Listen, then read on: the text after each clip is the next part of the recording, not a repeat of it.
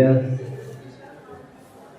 Pues qué bueno que vinieron a esta charla, es la segunda parte de una que dictó Elías el año pasado sobre la filosofía griega y sus raíces asiáticas. La conferencia pasada fue sobre jónicos y tracios, y ahorita va a ser sobre pitagóricos, eleatas y sobre Platón, como que rastrear sus orígenes en Asia. Y bueno, les presento brevemente quién es Elías. Es todo un crack. Si se han preguntado cómo sería ver un Heidegger, pero que no sea nazi, así es Elías. O un Nietzsche, no, que no haya perdido la razón, ahí está Elías.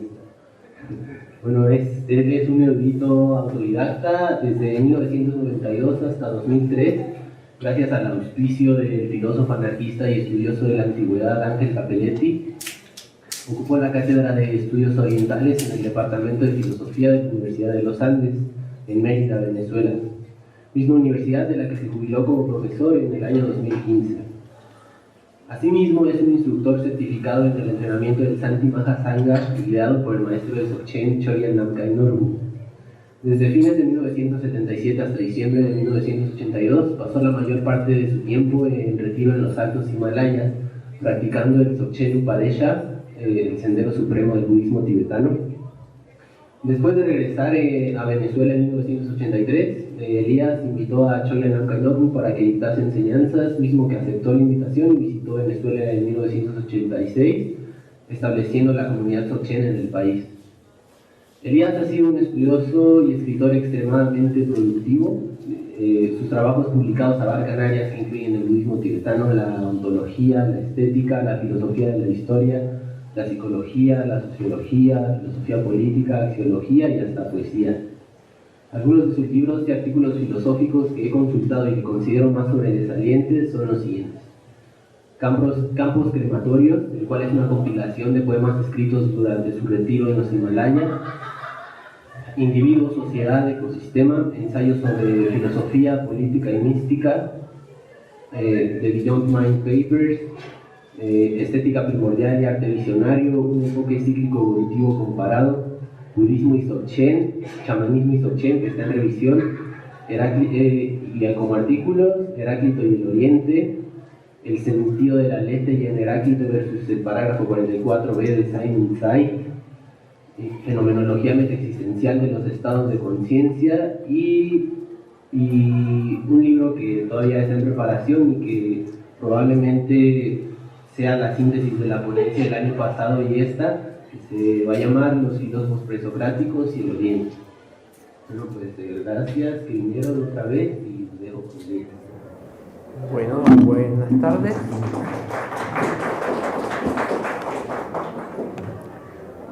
Ok, entonces la charla de hoy va a tratar sobre los filósofos que yo considero son de filiación órfica, lo cual quiere decir que tienen su origen en los misterios órficos y no, como el año pasado, los que tienen su filiación más en el dionisismo y en la tradición budista.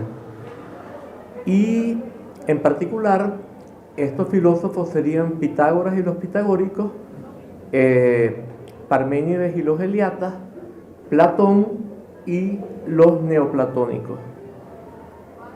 Comenzando con los pitagóricos,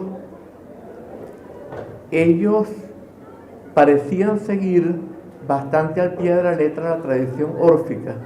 ¿En qué consistía la tradición órfica? La tradición órfica consideraba que el cuerpo y todo lo que era corpóreo era corruptor y que el alma era pura, pero se contaminaba cuando entraba en el cuerpo. Y por lo tanto era necesario purificarla, purificar el alma de la contaminación a la que había estado sujeta por su paso por el cuerpo. Y esto lo hacían por medio de los misterios. En el caso de los pitagóricos se mantiene esta visión, pero lo que cambia es la forma de purificar, el medio de purificación. En vez de recurrir a los misterios, se recurre a las matemáticas, la música eran los medios de purificación y por supuesto también el filosofar, pero digamos que se comenzaba con la purificación por las matemáticas y la música. Se considera que los pitagóricos tenían varias categorías, que eran los acusmáticos, que eran los que comenzaban, que solo escuchaban. Acusmáticos son los que escuchan, los matemáticos, que eran los que ya practicaban las matemáticas, y los más avanzados eran los físicos, de alguna manera. Es una tradición dogmática. Ellos acuñaron la fórmula él lo dijo. O sea, él lo dijo significaba que eso era verdad, que eso no tenía que ser cuestionado. Pero, como ya dijimos, entonces los medios de purificación del alma eran diferentes que en la tradición órfica. ¿Por qué las matemáticas podían ser un medio de purificación? Esto no se nos dice por lo general en la historia de la filosofía, pero podemos suponer que las matemáticas, siendo incorpóreas, tenían la capacidad de purificar la contaminación del alma por lo corpóreo. Por ejemplo, un punto matemático es un punto que no ocupa espacio alguno. Una línea matemática es una línea que no tiene grosor. Un punto físico ocupa un espacio, se puede medir el espacio que ocupa. Una línea física tiene un grosor, una línea matemática no lo tiene. Entonces las matemáticas son incorpóreas y en este sentido se consideraba que, o sea, podemos nosotros inferir, no lo sabemos, que era por esto que las matemáticas purificaban al alma de su contaminación por lo corpóreo. De la misma manera, al ser contaminada por lo corpóreo, el alma perdía la armonía que le era inherente. Y puesto que la música está basada en armonías, probablemente era por esto que se consideraba que a través de la música se podía purificar el alma de la inarmonía o la falta de armonía que se derivaba de su contaminación por lo corpóreo. Y no es coincidencia que se utilizan las matemáticas y a la música, porque por ejemplo cualquier instrumento musical, para que dé notas, esto se obtiene por medio de medidas matemáticas. Por ejemplo, una guitarra, para saber dónde van las barritas, se divide en tantas partes, o sea que es la matemática la que nos da lugar a las notas musicales y la que hace posible las armonías que están basadas en la música. Bien, entonces los pitagóricos en particular, no sé si podemos tratar de seguir un poquito, que no estoy siguiendo mucho el texto, ¿no? Pero podemos pasar por ahí más o menos a la final de la página 42, por allí. Hay una lista de contrarios que se supone que establecieron los pitagóricos. Entonces ellos identificaron con el bien a lo masculino y a los límites. Esto es un aspecto muy interesante porque es totalmente contrario a lo que hacía la tradición que analizamos el año pasado, que eran todas las tradiciones que desde mi punto de vista tenían su filiación en el budismo y en el dionisismo, que es lo mismo que el shivaísmo. Hay un libro, se lo dijimos el año pasado, que es Shiva y Dionisos, de Alain Danielou, en el cual él establece que verdaderamente Dionisos es Shiva y que el nombre de Dionisos, en vez de significar nacido dos veces, significa el dios de Nisa, que es un santuario shivaíta en la India. Y bueno, esto de que fuera el oscuro era en parte porque el pensamiento de Heráclito, por ejemplo, cuando se lo llama el oscuro, pero también cuando se llama el oscuro a Dionisos, hay una relación entre ambas cosas, porque en este caso oscuro es lo que no está basado en, digamos, los algoritmos de la razón dualista del lado izquierdo del cerebro o de lo que Freud llamó el proceso secundario. Bien, las tradiciones místicas de comunión que tenían su fuente en el Oriente, como el budismo, el shivaísmo y por lo tanto el dionisismo también, lo que buscan es la disolución de los límites, todo lo contrario que lo que es el principio de la tradición órfica. Lo que los pitagóricos consideraban valioso eran los límites. Lo que consideran valioso los dionisíacos y los budistas es la disolución de los límites en un estado que yo he designado como estado de comunión. ¿Comunión en qué? En la verdadera condición que no puede ser conceptuada justamente porque todo concepto se define por inclusión en un concepto más amplio, género próximo, y por exclusión de un concepto contrario que llamamos la diferencia específica. En el budismo son las doctrinas que desarrolló un filósofo llamado Acharya Dignaga, apoja y aniapoja. Es lo mismo, definición de un concepto por exclusión de contrario. Bien, entonces, en estas tradiciones orientales se consideraba que la verdadera condición era aquello a lo cual accedíamos cuando se disolvían todos los límites y por lo tanto se disolvían todos los conceptos y llegábamos a un estado místico en el cual aprehendíamos la verdadera condición más allá del filtro de los pensamientos. El filtro de los pensamientos había colapsado y teníamos una vivencia directa de la verdadera condición. El pitagorismo es contrario. El pitagorismo considera que los límites están asociados al bien, a lo masculino, por cierto, y el mal está asociado a la ausencia de límites y a lo femenino. También el círculo, que es el símbolo del Dharmakaya en el budismo, que es esto que se vivencia en el estado de comunión, la verdadera condición, la mente búdica, que es aquello que está totalmente más allá de los conceptos, en la cual los conceptos se liberan por sí solos. Para el pitagorismo es lo malo, el círculo es lo malo, el cuadrado viene siendo lo bueno. Se ve que tenían la mente muy cuadrada justamente. Bien, y por lo tanto, si nosotros asociamos todos estos elementos en una lista de contrarios, se nos da algo que viene siendo, tenemos la mitad del universo es malo y la mitad del universo es bueno. Entonces tenemos que rechazar la mitad del universo, pero también es la mitad de nosotros mismos. Porque incluso si somos hombres, los hombres venimos de una madre, aunque seamos varones, aunque seamos del género masculino.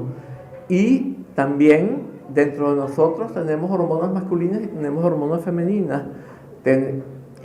Jung hablaba de el ánima, el hombre cuando se identifica con lo masculino, el inconsciente se vuelve femenino. La mujer tiene el ánimus. Cuando ella se identifica con lo femenino, su aspecto masculino se vuelve el inconsciente, se asocia al inconsciente. De modo que somos el ser humano total, y el ser humano total, cuando tiene que negar una parte y considerarla mala, está condenado al conflicto, inevitablemente. Muchos estudiosos de la antigüedad griega consideraban, por ejemplo, que había una relación muy íntima entre el orfismo y el dionisismo, porque Dionisos aparece en muchos mitos órficos y muchas veces se consideraba que a lo mejor el dionisismo había tenido su fuente en el orfismo, pero si nosotros analizamos los mitos, esto es un disparate. Por ejemplo, Kerenji nos muestra muy claramente, dice muy claramente que Orfeo parece haber rechazado al oscuro Dionisos a favor de Apolo y Sol en una única persona. Apolo es los límites, es todo lo contrario de la disolución de los límites. Y hay un mito órfico según el cual, en particular, Orfeo estaba en Tracia y las Basarai, que eran las bacantes tracias, por supuesto dionisíacas, lo invitan a participar de la bacanal en la que ellas estaban tomando parte. Y Orfeo se niega a participar en la bacanal. Y allí las Basarai lo pican en pedacitos, lo desmiembran Y de ahí viene este famoso mito según el cual Orfeo está regado por todo el universo, porque las Basarai lo desmembraron y regaron sus partes por el universo entero. Esto muestra que lo que hay en verdad es un antagonismo entre el orfismo y el dionisismo, que son dos tradiciones enfrentadas. Y esto lo percibimos también en la forma como los filósofos órficos se refieren a los filósofos que buscan la comunión, como Heráclito. A Heráclito lo pintan como un loco desatado que andaba por ahí por las montañas comiendo hierbas, y entonces le da hidropesía, y para curarse la hidropesía se cubre de estiércol. Y a Pirrón de Elis lo pintan como otro loco que andaba por ahí por los caminos sin apartarse de los carros, sin embargo sobrevivió, por lo tanto no es verdad que era como lo pintaban. También hay la famosa historia en la cual Pirrón va en un barco y da como ejemplo a los cerdos de cómo tienen que ser los seres humanos. Los cerdos no se andaban preocupando si se hundía el barco o no se hundía el barco. Los cerdos andaban comiendo como si no pasara nada, ¿no? Bueno, esto es justamente lo que persigue la tradición tanto budista como shivaíta o dionisíaca, porque Shiva y Dioniso serían lo mismo. Entonces, encontrando ese estado de comunión, yo no soy la criatura que nace y muere, por lo tanto no tengo que tenerle miedo a la muerte. No estoy limitado, no tengo límites. Y si no tengo límites, si no soy lo que nace y muere, no tengo que tenerle miedo a la muerte. La muerte es el otro aspecto de la existencia, sin el cual no habría existencia. No puede haber vida sin muerte. Todo lo que nace tiene que morir. Todo lo que nace en relación a la muerte. Nació, es como una cuerda. Si una cuerda no tuviera comienzo ni fin, ¿verdad? Sería infinita. En el momento en que la cortamos, tiene comienzo y tiene fin. Entonces, descubriendo la verdadera condición, no rechazando el aspecto de la muerte, descubrimos esa verdadera condición que es como la cuerda no cortada. Y en esto radicaría tanto la plenitud, porque la plenitud consiste en no sentirnos separados de lo ilimitado. Si yo me siento separado, por ejemplo, si yo soy una totalidad y esa totalidad se desmiembra en sujeto y objeto, entonces la completud de mi verdadera condición dejo de vivenciarla y tengo una experiencia de incompletud. Si yo vuelvo a recuperar la totalidad, tengo una experiencia de completud. Si yo me siento separado del universo, que para la física actual es un continuo de energía sin espacios vacíos, yo soy la total plenitud de ese continuo. Si yo me siento separado de él, experimento carencia de plenitud. Entonces, es como bastante claro y para mí autoevidente que la tradición, los filósofos budistas, dionisíacos, shivaítas, lo que perseguían era recuperar la plenitud y lo que podríamos considerar como la verdadera salud mental, que consiste en no vivir en base al nomos, sino vivir en base a la physis, a lo que es por naturaleza, y no a las convenciones que siempre se establecen por contraste con otras convenciones, y nadie se puede. Si yo tengo que adaptarme a una convención y hay otros que tienen unas convenciones diferentes, voy a entrar en conflicto. Las convenciones siempre son falsas, son establecidas por una sociedad y contrastan con las de otras sociedades. El año pasado dábamos el ejemplo de si a mí me invitan a comer en una familia árabe en Marruecos o cualquier lugar, después de que yo como, yo tengo que eructar para quedar bien. En cambio, si a mí me invitan aquí en México o en Venezuela o en Estados Unidos a comer en un lugar, es impensable que yo pueda eructar después de la comida. Me ven como algo espantoso, ¿no? Entonces, hay dos nomos diferentes y para adaptarme a uno tengo que estar en desarmonía con el otro. Para que me vean bien unos, me van a tener que ver mal los otros. Entonces, para yo estar bien en todo lugar y en toda situación, la única manera es estando en base a lo que es por naturaleza. Por supuesto que el nomos también es por naturaleza, porque ¿de dónde sale el nomos? De nuestra verdadera naturaleza también.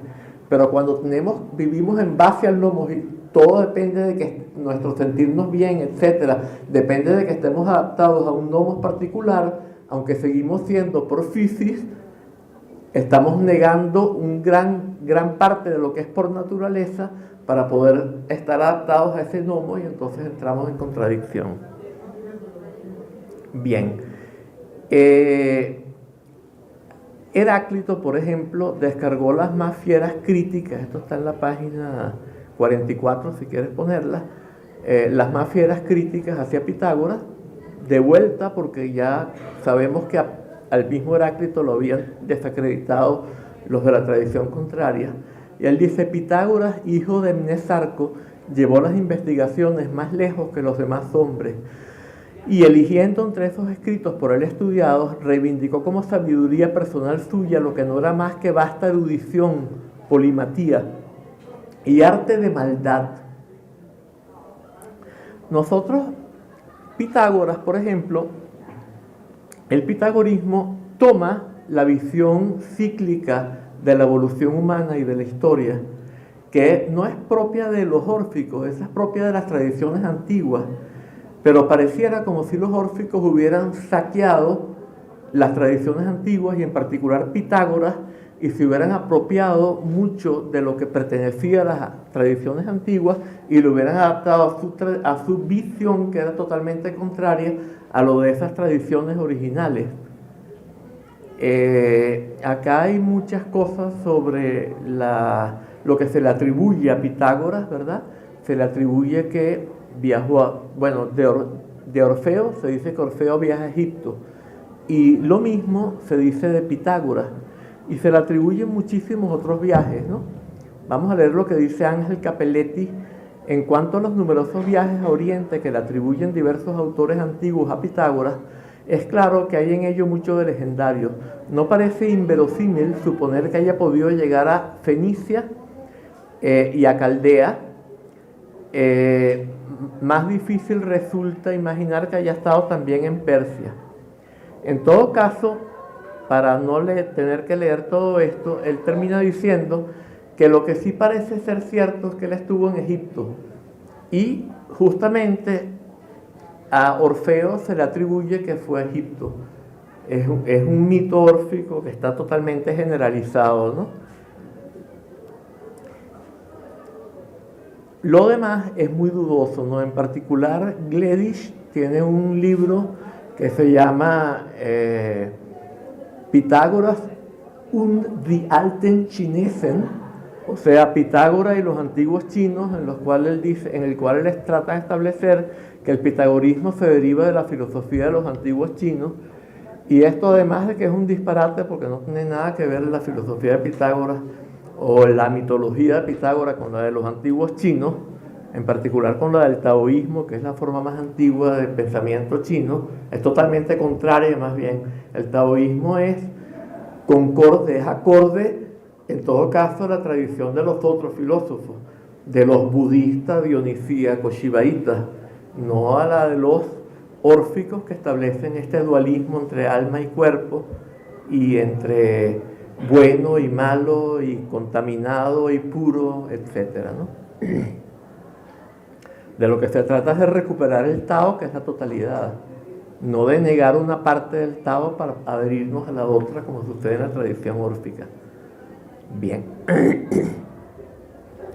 Muchas veces, los discípulos de Pitágoras dicen que la palabra filosofía la acuñó Pitágoras, pero esto no parece acorde con lo que estaba establecido en la escuela, que era que algo era verdadero porque Pitágoras lo dijo. Él lo dijo. Esto era una frase que estaba acuñada en la escuela pitagórica. Esto no tiene ninguna relación con la filosofía, que es cuestionarlo todo. La visión filosófica es cuestionarlo todo. Una filosofía que no sea crítica no es filosofía. Ya, por supuesto, no en el sentido que le daría la escuela de Frankfurt o qué sé yo, pero en un sentido más amplio de la palabra crítico, ¿no? En cambio, entre los fragmentos de Heráclito aparece la palabra filósofo. No aparece filosofía, pero aparece filósofo. Y si bien hubo gente que negó esto, a partir de Diels esto se considera que este fragmento es auténtico, que no es espurio, que no es una atribución falsa que se le hace a Heráclito, ¿no? Bien, en todo caso,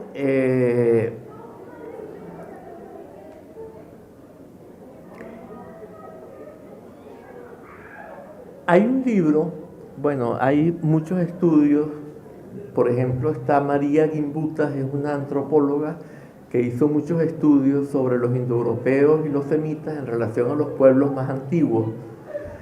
Y hay una feminista que se llama Ryan Eisler. Ella comete ciertamente ahí tiene algunas cosas que están un poco, que ciertamente no están correctas, y hay otra feminista que le hace una crítica, etcétera. No debemos tomarla como alguien que todo lo que dice es correcto, pero ella establece que hay dos tipos de religiones: las religiones de la espada y las religiones del cáliz, ¿no? El cáliz representa la comunión, es lo que estábamos diciendo. ¿Qué es la comunión? Tener la vivencia de la verdadera condición de nosotros mismos y de todo el universo, de todos los seres humanos y de todo el universo. ¿Y qué es esto? Descubrir la physis, que es igual al logos en Heráclito. No son distintos, o sea, el logos es el aspecto espiritual de la physis y la physis es el aspecto, digamos, físico, con el perdón de la redundancia, del logos. Entonces, igual que en el taoísmo, de lo que se trata es de descubrir al Tao, descubrir el logos physis vendría siendo el principio de estos filósofos que pertenecen a la tradición contraria a la de los filósofos órficos. Y las religiones de la espada son las religiones de pueblos como los indoeuropeos y los semitas, y los pueblos más antiguos son los que tienen las religiones del cáliz, ¿no? El orfismo parece ser una religión propia de los indoeuropeos, igual que el libro del Génesis plantea que tenemos que nosotros que someter a todo lo que vive, ¿verdad? Todo lo que está sobre la tierra, todos los animales que están sobre la tierra, todos los animales de las aguas, todos los animales del aire, tenemos que dominarlos de alguna manera y llevarlos bajo nuestro control.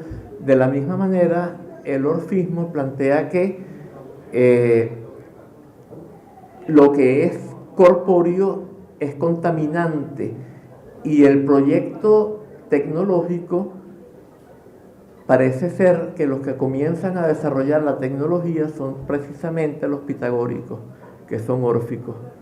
No es casualidad, por ejemplo, que cuando empieza el Renacimiento y comienza a cuestionarse la visión ptolomeica del universo,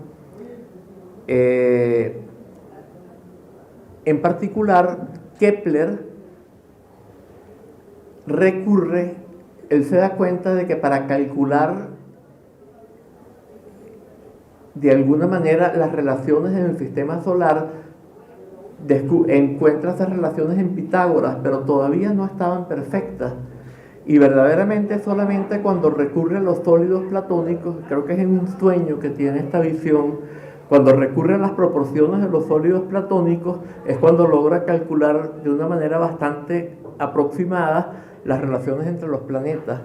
Y toda la ciencia moderna, hasta ese momento, la ciencia había estado basada en Aristóteles, y la ciencia aristotélica no corresponde por ejemplo, había la idea de que una flecha,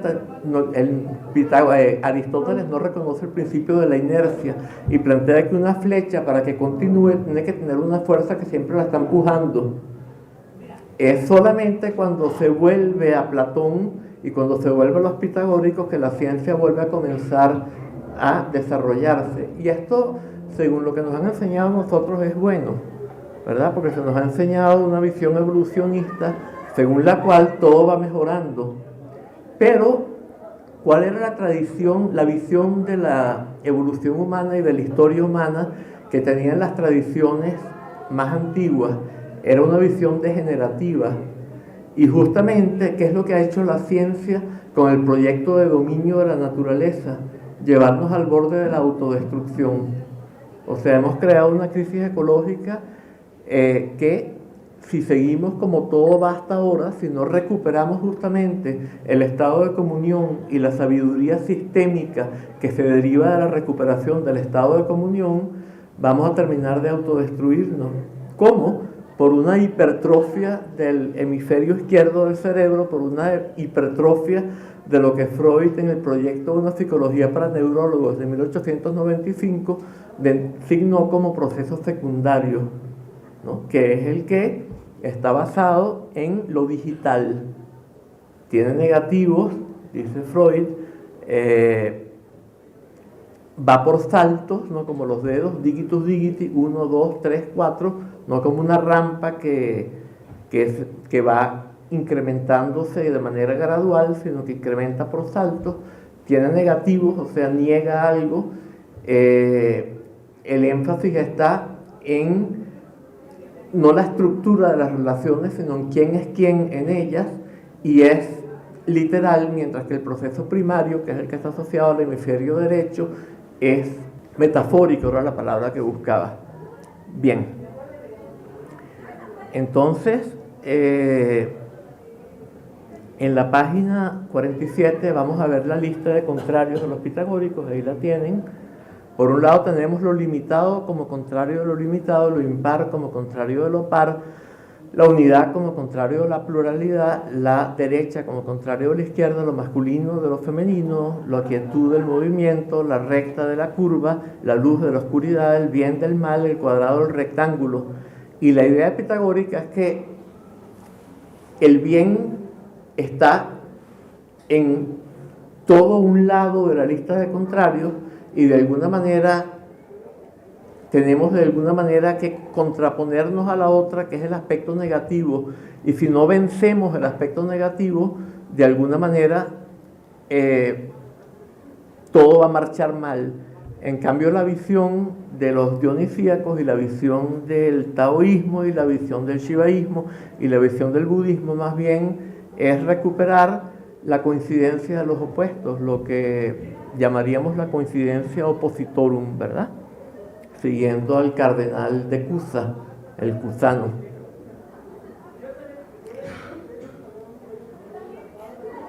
Bien. Justamente lo que da el cusano es la coincidencia oppositorum, es justamente donde coinciden la recta y la curva. En una esfera infinita, cuyo diámetro fuera infinito, la curva y la recta coincidirían. Es absurdo, es por supuesto físicamente imposible, pero podemos, o sea, imaginariamente, si pudiera existir una esfera cuyo diámetro fuera infinito, entonces la curva y la recta coincidirían en la circunferencia de la esfera. En todo caso, en eso no es que radica la coincidencia de los opuestos. La coincidencia de los opuestos radica en el estado de comunión, en no estar atrapado en los límites de los conceptos, sino en la disolución de los límites conceptuales, en la vivencia no conceptual de nuestra verdadera condición. Bien.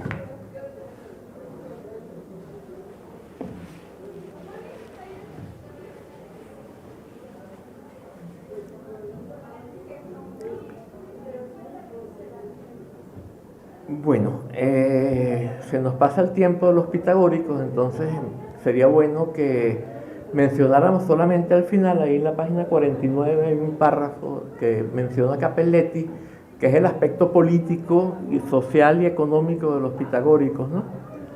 Esto es al final de la página 49, lo encuentras. Y lo que dice es lo siguiente: los pitagóricos constituían un partido que hoy, utilizando un término sociológico, denominaríamos de élite, particularmente en la ciudad de Crotona, centro de irradiación y capital del pitagorismo primitivo, pero también en otros varios estados del sur de Italia. Tal influencia se ejercía principalmente a través de las asambleas selectas, o sea, lo que llamaríamos el Senado, pero a veces también a través de las asambleas populares, eclesía, ¿verdad?, de donde se deriva la palabra iglesia. y estaba dirigida a conservar, idealizándolas y perfeccionándolas, las instituciones superaristocráticas del pueblo dorio. La misma organización interna de la escuela, basada en la obediencia absoluta al maestro, cuya palabra era dogma indiscutido, nos revela ya las tendencias autoritarias de la política pitagórica y las diferentes clases jerárquicas en que se dividían sus miembros nos muestran su ideología aristocratizante. Los dorios son un pueblo indoeuropeo. Hubo dos invasiones sucesivas de Grecia. La primera fue la de los aqueos, fueron el primer pueblo indoeuropeo que fue el que acabó con la cultura minoica. Cuando llegó a Creta, destruyó la cultura minoica. Después la cultura minoica renació, y ahí renació el dionicismo de alguna manera, pero ya no, de manera no tan pura. Y cuando viene la segunda gran conquista por parte de los indoeuropeos, son los dorios los que hacen esa segunda conquista, y ahí es cuando termina de destruirse todo lo que quedaba de dionicismo. Vuelve a resurgir otra vez, porque esto siempre sucede. Al final los pueblos dominados terminan de alguna manera como exudando su sabiduría o sus conocimientos al pueblo al conquistador. Lo mismo pasa en la India, ¿no? Los indoeuropeos no tenían ninguna tradición mística, conquistan la India, imponen el sistema de castas, y el shivaísmo que había predominado en la India empieza a filtrarse y empiezan a aparecer sistemas no dualistas de filosofía y de religión, pero todos los cuales de alguna manera conservan un cierto antisomatismo, hasta que termina por resurgir el tantrismo, que es cuando aparece un sistema no dualista que ya no es antisomático. Antisomático es una palabra que acuñó Mircea Eliade, un señor que, bueno, tenía ciertas ideas un poco raras, pero que también fue un gran estudioso de las tradiciones místicas de la antigüedad. Y antisomático, evidentemente, como lo dice la palabra, es aquello que considera que todo lo corpóreo es malo.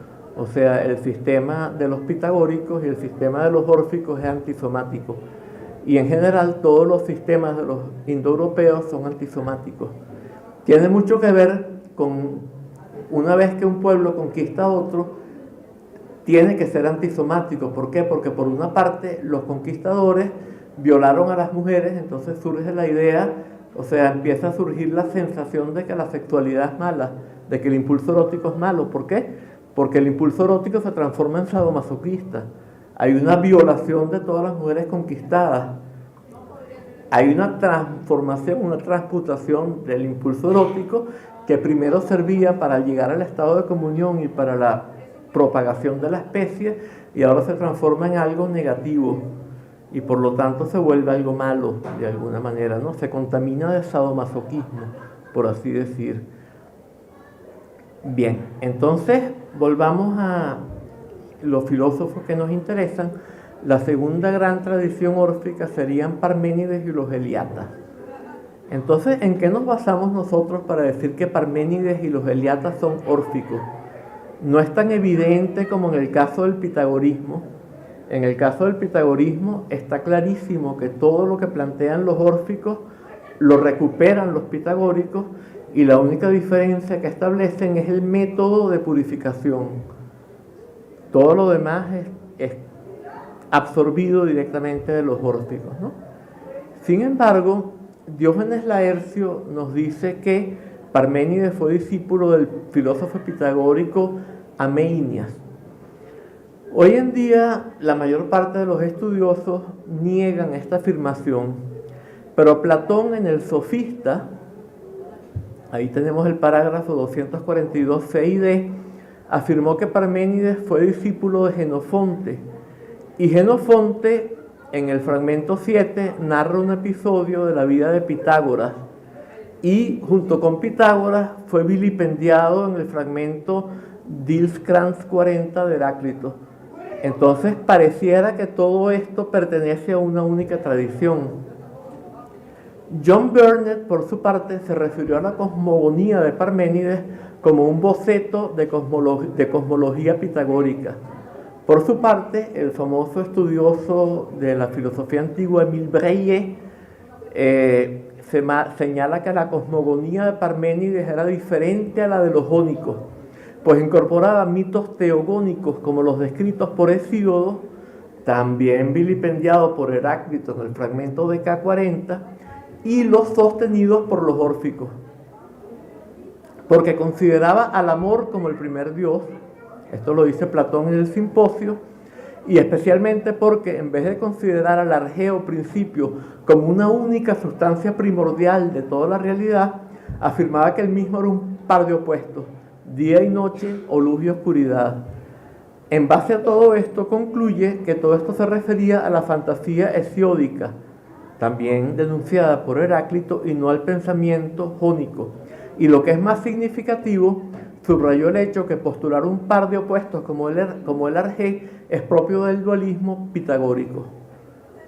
Más aún, a pesar de haber asimilado la estructura jónica de los cielos, estos últimos son para él, como en algunos mitos platónicos, el lugar de tránsito de las almas, donde yacía la necesidad, Ananquel, ¿verdad?, distribuyendo sus porciones. Lo dice Aesion Plaquita. Incluso si Parménides no hubiera recibido una influencia pitagórica directa, es un hecho que negó toda realidad al mundo corpóreo. Entonces, ¿qué significa esto? Que se está considerando que el mundo corpóreo es malo y la solución es negarle toda realidad y afirmar que el mundo corpóreo no tiene ninguna realidad, que carece totalmente de ser. ¿Y dónde yace el ser? En el pensamiento. ¿Y qué es el pensamiento? El pensamiento es la fuente de los límites, o sea que en esto corresponde en gran parte al pensamiento de los pitagóricos.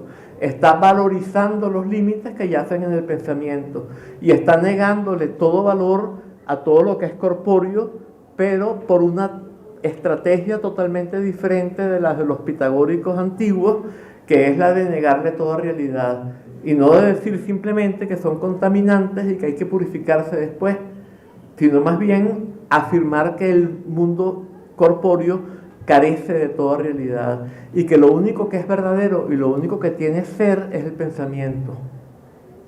Pero entonces caemos en una dificultad muy grande, que es que justamente el pensamiento es el que establece los límites en el mundo físico. O sea, el mundo físico empieza a aparecer como lo limitado cuando lo percibimos en términos de pensamiento. ¿Y a qué es lo que le niega la realidad el pensamiento eliata?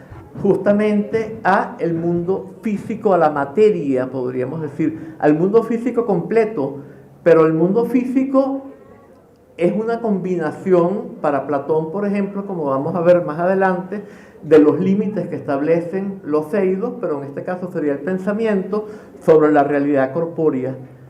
Para el pensamiento de las tradiciones de comunión, ahí ya sería el error humano esencial, en percibir aquello que es ilimitado, que es continuo, que es analógico, que es la realidad, que es el mundo físico, percibirlo en términos de los límites que son lo digital, que es lo que establece el pensamiento. Cuando empezamos a percibir el mundo físico en términos de pensamientos, es que surge el mundo de la multiplicidad. Entonces el mundo de la multiplicidad no es inherente a la materia. El mundo de la multiplicidad es justamente puesto por el pensamiento. Entonces es el pensamiento que es donde los eliatas ven el ser y que consideran que es lo verdadero, lo que hace que la materia se transforme en el mundo físico, que es justamente lo que ellos consideran que es totalmente irreal. Pareciera que allí hay una distorsión, algo que no se comprende verdaderamente. Uno podría pensar a lo mejor que este es un sistema análogo al de algunas tradiciones de la India, como lo que se conoce como el Mayavada, según la cual la verdadera condición de la realidad es el jnana, una gnosis Fijémonos que la palabra jnana, el sánscrito es una lengua indoeuropea, tiene la misma raíz que la palabra griega gnosis, que sería aquello por medio de lo cual se aprehende lo divino de una manera que está libre de conceptos. Mientras que la palabra noein, que es justamente la que utilizan los eliatas, también parece que tener la misma raíz, ¿verdad? Noein también se deriva de la misma raíz que gnosis, pero noeo, ¿verdad? Pero allí es algo totalmente diferente, ahí es lo que establece límites, es lo que aprehende directamente, para Platón es lo que aprehende directamente los eidos, que es donde yacen los límites, mientras que la materia es lo ilimitado. O sea, pareciera que estas tradiciones, al apropiarse, como dice Heráclito, de la sabiduría de los antiguos, pero tratar de adaptarla a una visión dualista, crearan algo que es autocontradictorio, crearan algo que no es totalmente claro, porque ¿cómo puede yacer justamente la unidad en el pensamiento como supuestamente piensa Parménides? Evidentemente que no tenemos el poema completo, lo que tenemos son fragmentos del poema, pero pareciera que el poema estuviera diciendo que la unidad yace en el pensamiento y que la multiplicidad nace en el mundo físico, cuando el mundo físico es continuo, es analógico, y el pensamiento es lo que es digital. Verdaderamente que ahí tenemos algo que contradice la verdadera condición de la realidad. El pensamiento es el que establece la multiplicidad. El pensamiento es el que todo pensamiento, todo concepto se define por género próximo y diferencia específica. Entonces en el pensamiento que yace la multiplicidad. Entonces a lo mejor es por una absorción de estas visiones antiguas según la cual esta jnana, por ejemplo, lo que en Oriente se llama jnana, que aprehende la verdadera condición de todo lo cognitivo, pero en algo que no establece límites, sino que descubre la verdadera condición de todo lo mental, que es lo que el budismo habría llamado el dharmakaya, es lo que podríamos llamar esta gnosis primordial, que todo lo aprehende en su verdadera condición más allá de todo límite, hubiera transformado esto en la fuente de los límites, a través de haberse robado esta sabiduría de los antiguos, pero haberla tratado de interpretar en términos de una ideología dualista que la contradice. Bien. En todo caso, esto no nos queda muy claro, ¿no? Zenón de Elea trata de negar también la multiplicidad en la prueba de Q, trata de negar también el movimiento, todo lo que los pitagóricos consideraban como negativo. La multiplicidad, el movimiento, etc. Vamos entonces a Platón para que nos quede tiempo de discutir un poco su pensamiento, porque vamos a tratar de explicar el pensamiento de Platón como una síntesis del pensamiento de los pitagóricos con el pensamiento de los eliatas. Entonces allí tenemos este diagrama, cabe completo, ¿sí? A lo mejor eso, así. ¿Qué tenemos nosotros acá entonces? Tenemos que Platón es el que establece el primer dualismo absoluto en Grecia. Hasta Platón tenemos un dualismo moral en los pitagóricos, pero los pitagóricos no tenemos ningún indicio de que ellos hayan establecido que el alma no fuera corpórea o que el alma no fuera física. Para los pitagóricos pareciera que el alma todavía fuera física, que el dualismo de los pitagóricos fuera moral, que la materia contamina al alma y la corrompe, pero que el alma no fuera algo que pertenece a un orden de realidad que fuera totalmente ajeno a la materia. En cambio, en Platón sí. Tenemos, por un lado, la materia y por otro lado, los eidos, las almas y el demiurgo, que todos son eternos, ¿verdad?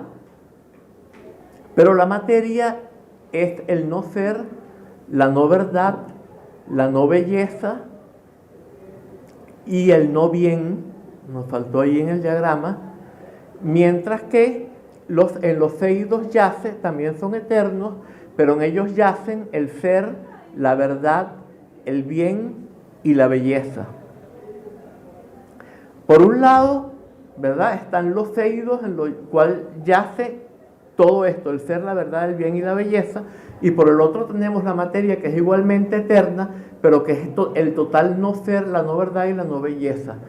Aquí la materia viene siendo como en los Eliatas, ¿verdad? El mundo físico era lo que era no ser. Aquí lo que es no ser no es el mundo físico, aquí lo que es no ser es la materia. Pero pareciera que esto lo toman de los Eliatas, esto lo toma Platón de los Eliatas. Mientras que en los seidos, y no ya en el pensamiento, es que yacen el ser, la verdad, el bien y la belleza. Son dos principios totalmente divorciados el uno del otro. La materia es totalmente ajeno a los seidos son totalmente inmateriales. En Parménides no tenemos claro, porque se piensa que es el pensamiento donde yace el ser. Para nosotros, occidentales modernos, pensamos que el pensamiento yace en la mente. No sabemos para Parménides dónde yacía el pensamiento, si el pensamiento yacía en la mente o si era algo ajeno a la mente. Para Platón, los eidos son ajenos a la mente. Por eso se dice que Platón es realista y no idealista, como muchas veces se ha pensado. ¿Por qué? Porque la verdadera realidad, que son los eidos, no están en la mente. Los eidos son ajenos a la mente, están fuera de la mente. Cuando la mente aprehende los eidos, adquiere todo aquello que es inherente a los eidos, adquiere ser, adquiere bien, adquiere verdad y adquiere belleza. Pero los eidos son ajenos a la mente. Ok. Por otra parte, de Pitágoras, del pitagorismo, absorbe otro elemento. O sea, ¿qué es lo que asumió entonces Platón de Parménides? La idea de que algo es totalmente no ser, que en el caso de Platón es la materia, y en el caso de Parménides es el mundo físico, supuestamente. Y que hay algo que es la verdadera realidad, que para Parménides es el pensamiento y para Platón es los eidos. Son muy similares porque los eidos podríamos pensar que son el contenido del pensamiento, pero un pensamiento que estaría fuera de la mente. Serían los modelos en base a los cuales la mente toma de los cuales la mente absorbe sus pensamientos. Cuando la mente está en la verdad, cuando la mente está en el bien, cuando la mente está en la belleza. Es algo externo que es absorbido. Pero en todo caso, tenemos por un lado el no ser y por el otro lado el ser. En el caso de Parménides, el ser en el pensamiento, en el caso de Platón, en los eidos. El bien en el pensamiento, en el caso de Parménides, en el caso de Platón, en los eidos. La belleza, podríamos pensar que en Parménides está en el pensamiento, en el caso de Platón, en los eidos. El no ser, la no verdad, la no belleza, radicaría para Parménides en el mundo físico, para Platón en la materia. Esto sería lo que toma Platón de Parménides. Y del dualismo moral de los pitagóricos, ¿qué sería lo que toma Platón? Que las almas se contaminan por la percepción del mundo, por la encarnación, por entrar en la materia, por entrar en lo corpóreo. Pero para Pitágoras y para los órficos era por el mero hecho de entrar en lo corpóreo. Por lo menos no tenemos ninguna explicación de cómo era que se contaminaban. En cambio, en Platón tenemos una teoría que yo lo considero como una mitología más que como una filosofía. Para mí Platón es más un mitólogo que un filósofo. Yo sé que esto es totalmente contrario a todo lo que se piensa normalmente en las escuelas de filosofía, pero bueno, tengo que ser honesto con lo que yo pienso en este caso. Y ¿cómo se corrompen las almas? Entonces Platón nos da un mito que es bastante coherente. Ok, tenemos el demiurgo. El demiurgo copia los eidos en la materia. Los eidos que tienen ser, bien, verdad y belleza, los copia en la materia, que es total no ser, no verdad, no bien y no belleza. Sabemos que la idea de el mal como algo activo surge con Kant. Es una idea moderna. Para los griegos, el mal era el no bien, la fealdad era la no belleza, el no ser era lo contrario del ser.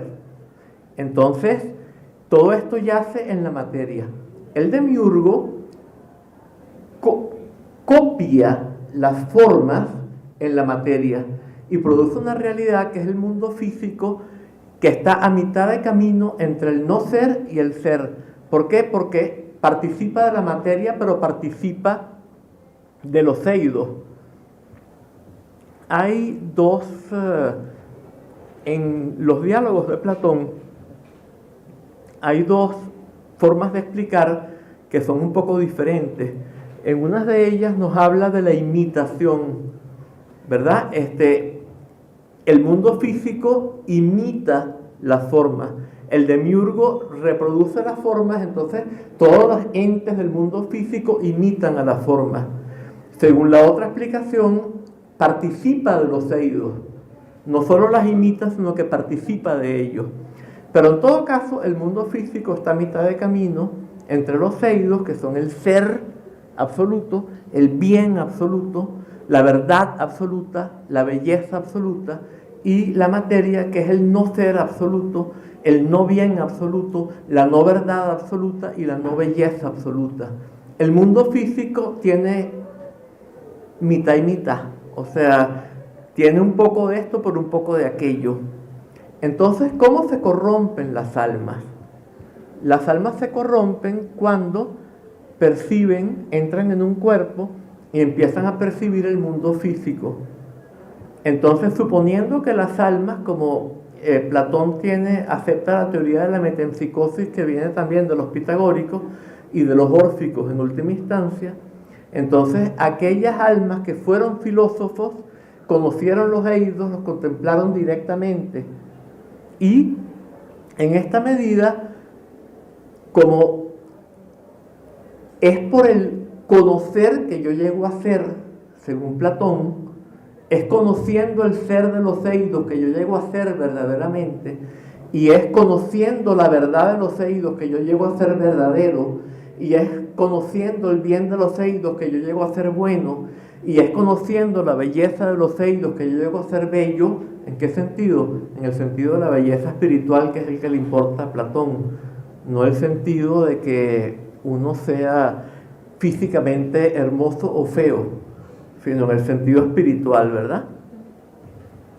Entonces, cuando las almas de los que fueron filósofos en vidas pasadas y conocieron directamente los eidos, pasan por el río de la Lese, el río del olvido, y olvidan todo lo que ellos habían conocido y entran en un cuerpo y empiezan a conocer a través de los sentidos. ¿De qué se llenan? Se llenan de esta medio verdad, medio ser, medio belleza y medio bien, y con esto se corrompen. Ya pierden todo acceso, al pasar por el río de la Lese perdieron todo acceso a los eidos.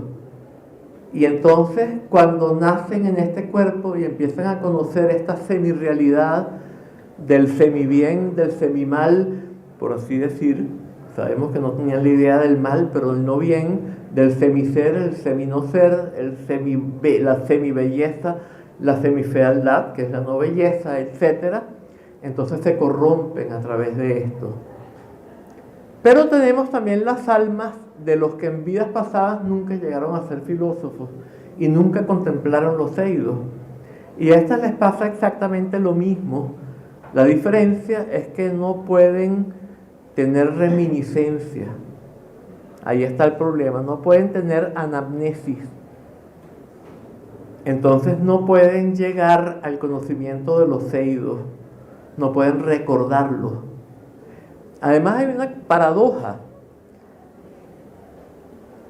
volver a conocerlos, a contemplar los seidos directamente es recordarlos. Pero entonces, ¿cuál fue la primera vez que los recordamos? Si siempre los recordamos o los contemplamos, o sea, en todos estos filósofos hay ciertos aspectos que no llegan a estar claros nunca. Además de que en distintos diálogos hay distintas teorías, como lo que ya dijimos, de que en unos encontramos la teoría de la imitación y en otros encontramos la teoría de la participación. Es como si el filósofo estuviera tratando de aclarar, como si él se diera cuenta de que hay una contradicción y estuviera tratando de depurarla, y estuviera tratando cada vez más de tenerla más fina, de eliminarla de una manera más fina, pero nunca terminará de eliminarla completamente. Por lo menos así veo yo a los filósofos de esta tendencia, de alguna manera, ¿no? Bien, entonces tenemos muy claramente que las almas para los pitagóricos eran originalmente puras. Para Platón, solo algunas almas eran puras. Solo las almas de los que contemplaron los eidos y se llenaron en esa vida anterior de ser verdadero, bien verdadero, belleza verdadera y verdad verdadera, con el perdón de la redundancia otra vez. ¿Sí? Las otras almas de los que nunca la contemplaron, a diferencia del caso del orfismo en general, y a diferencia del caso del pitagorismo, esas almas no eran puras, porque jamás se habían llenado de bien, verdad, belleza y ser. Entonces esas almas no pueden corromperse, porque nunca estuvieron no corrompidas. Ahí hay una diferencia ya con el orfismo y con el pitagorismo. Pero lo que es común es lo mismo, que es a través, en el caso de las almas de los filósofos, que sí estuvieron llenas de todo lo bueno y por lo tanto sí eran puras, se contaminan cuando entran en un cuerpo físico y empiezan a conocer a través de los sentidos y empiezan a conocer esa semi-realidad que moldeó el demiurgo en base a los eidos, pero con la materia prima, que es la materia. Bien, entonces, ¿cómo hacer para purificar el alma? Sabemos que en el caso de los órficos se purificaba el alma con los misterios.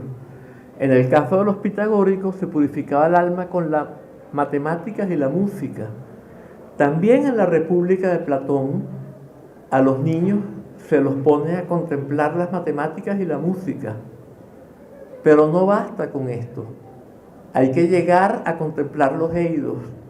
Entonces, se establecen las clases sociales en una primera etapa, sabiendo quiénes tienen la capacidad, y los que tengan la capacidad, que se descubre que sí fueron filósofos en vidas pasadas y sí van a poder ser filósofos, son los que van a continuar en la escuela, son los que van a continuar el proceso de aprendizaje y van a llegar entonces a poder empezar a contemplar los eidos. ¿Y cómo lo van a hacer? Por el proceso de anamnesis, que él le atribuye a Sócrates. Yo no considero que Sócrates haya sido en verdad como lo consideró Platón.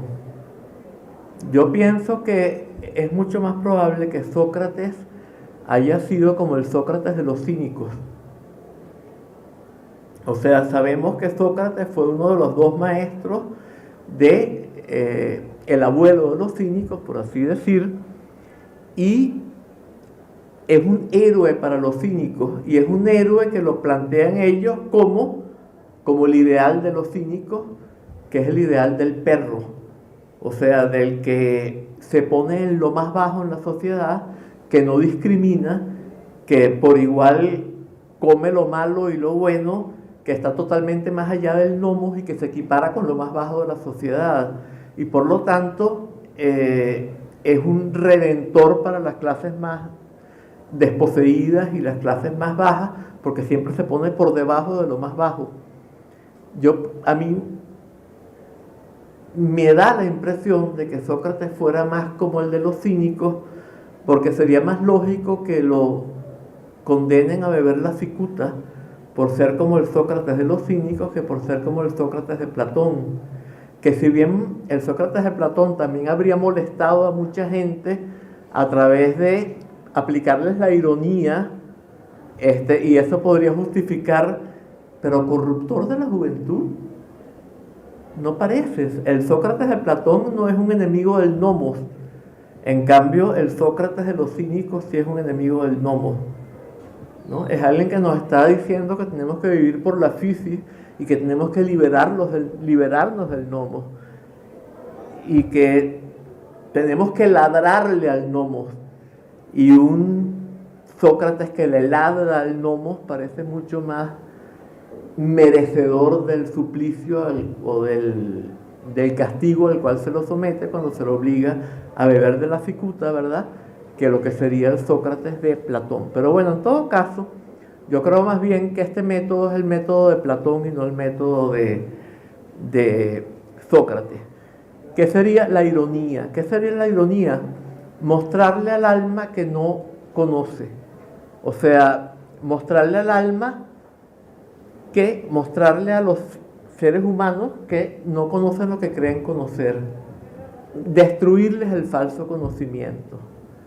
Y luego aplicar la mayéutica. Sabemos que la mujer de Sócrates había sido partera, y entonces por eso él le atribuye este método a Sócrates, la mayéutica, que es la ciencia de la partera, que es sacarle a las almas de los que sí fueron filósofos el conocimiento que traían antes de nacer y antes de haber sido corrompidos por la percepción del mundo físico, en el cual se contaminaron del medio ser, de la medio verdad, del medio bien y de la medio belleza que los corrompió.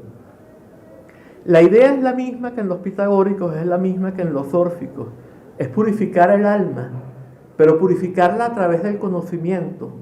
¿Y cómo a través del conocimiento? A través de que recuerden el conocimiento que ellos ya traían de vidas pasadas y puedan volver a contemplar los seídos.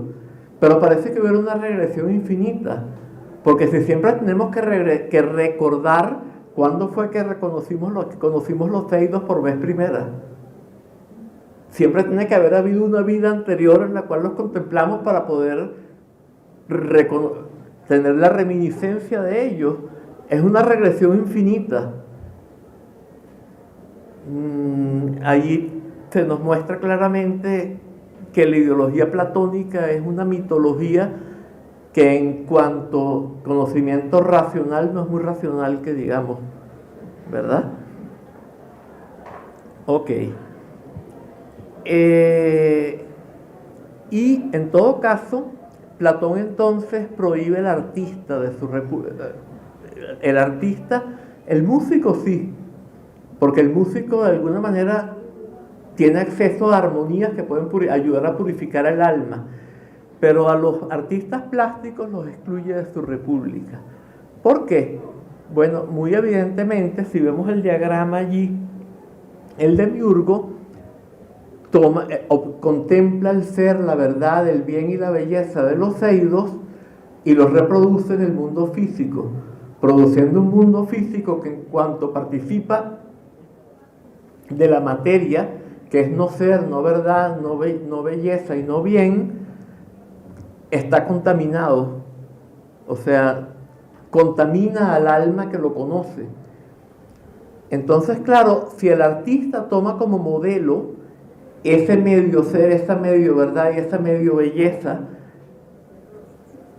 y la reproduce en la obra de arte, va a tener todavía menos. Entonces el que contemple la obra de arte se va a contaminar todavía mucho más. Si ya el alma se contaminó por percibir el mundo físico, que es mitad verdad y mitad mentira, mitad bien y mitad mal, mitad belleza y mitad fealdad, mitad ser y mitad no ser, contemplando la obra de arte que, por así decir, porque esto no es así, pero que tiene una cuarta parte, por así decir, de ser, de bien, de verdad y de belleza, la contaminación va a ser mucho peor, entonces se van a corromper.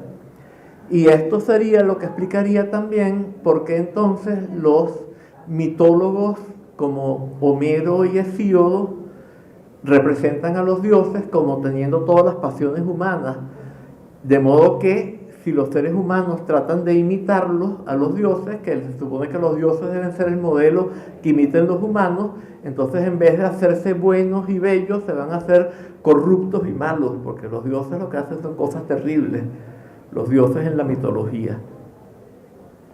Bien. Yo creo que con esto vemos claramente la filiación del pensamiento platónico, que es algo que yo nunca había encontrado en los estudios de Platón. O sea, siempre se nos dice cómo es Platón, pero no se nos dice de dónde viene. Y es muy claro de dónde viene. Y esto lo podemos observar también en los mitos que él utiliza, ¿no?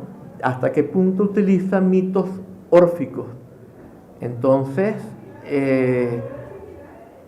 por ejemplo, vamos a buscar acá, ya te voy a decir dónde.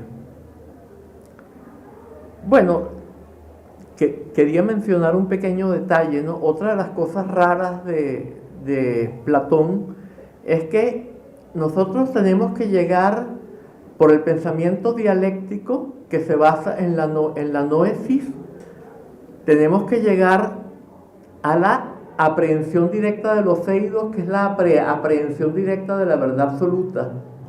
Pero para llegar allí tenemos que ir por un razonamiento que toma sus premisas como premisas, no las toma como verdades. Y en eso se diferencia del pensamiento matemático, que toma sus premisas como verdades.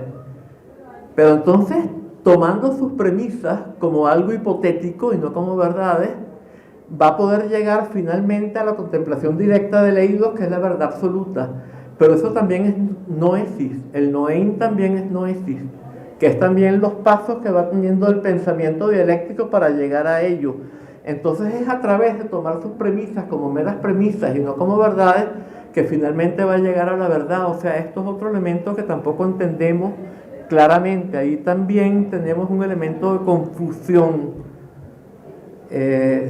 La palabra confusión se deriva de Confucio, pero para mí tendría más lógica que se derivara del pensamiento de los filósofos órficos, que es bastante confuso para mí, ¿no? No hay claridad en este pensamiento.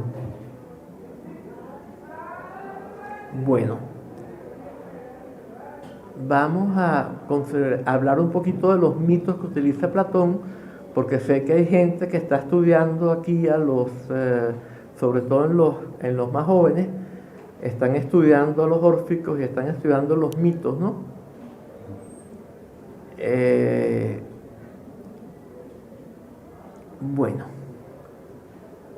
Bueno, en el Fedón encontramos estas explicaciones, ¿verdad? Aquí tenemos un párrafo del Fedón que dice... Pero no importa, es que vamos a saltar estos otros, te voy a confundir. Los colores son mucho más puros y brillantes que aquí abajo. Las montañas mismas, las piedras mismas, tienen un lustre más rico, una transparencia y una intensidad de tono más adorable. Las piedras preciosas de este mundo inferior, nuestras cornelinas, nuestros jaspes y nuestras esmeraldas, todos ellos tan altamente valorados, y todo el resto no son más que fragmentos diminutos de las piedras de allá arriba. En la otra tierra no hay piedra que no sea preciosa y que no exceda en belleza a cualquiera de nuestras gemas, ¿no? Es como que, pero fijémonos que son como fragmentos. En el Fedón encontramos la teoría de la participación, porque es como si hubiera pedazos de ese otro mundo, que es el mundo de los eidos, que hubieran quedado en este mundo. Entonces, en algunos de los eidos tenemos la teoría de la imitación, pero en los otros tenemos la teoría de la participación. Vamos entonces a leer algunos de los mitos. Ok. Sabemos nosotros, por ejemplo, en el Fedón, ok, aquí tenemos varias citas, ¿no? En Gorgias 493b, se hace referencia a uno de los sabios que sostiene que el cuerpo es una tumba. Esto es orfismo. Entonces la filiación órfica de Platón está clarísima allí. Igualmente en Fedón 69e, esto sí está en la página 63, perdona, ahí sí te lo he debido decir. En la parte de abajo, llegando al final de la página. Y en Gorgias 493b, Platón reproduce los malevolentes mitos órficos sobre la vida posterior a la muerte, diciendo aprobatoriamente que en el Hades las almas de los iniciados en el orfismo torturan a las de los no iniciados. Ahí es clarísimo que es una filiación órfica. Además de todo, está justificando que unas almas torturen a otras, por el mero hecho de que no hayan participado de los misterios órficos. Qué terrible, ¿no? O sea que todos los que no participaron de los misterios órficos están condenados a ser torturados por las almas de los que sí participaron en esos misterios y se purificaron. Entonces, pero se purificaron por los misterios y no se purificaron por la dialéctica. Entonces, ¿qué es lo que pasó? ¿Tenemos nosotros que purificarnos por la dialéctica socrática o por los misterios órficos? ¿Cómo es la cosa?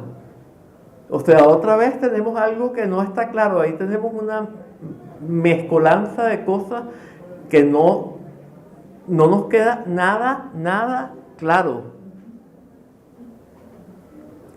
Otra vez, los misterios órficos, por supuesto, como los de Eleusis, por ejemplo, eran para ellos los medios para purificar el alma y dotarla de un sello místico que fuera reconocible luego de la muerte, de modo que se les permitiese morar con los dioses en vez de sufrir la suerte de los no iniciados, que era ser lanzados al lodo.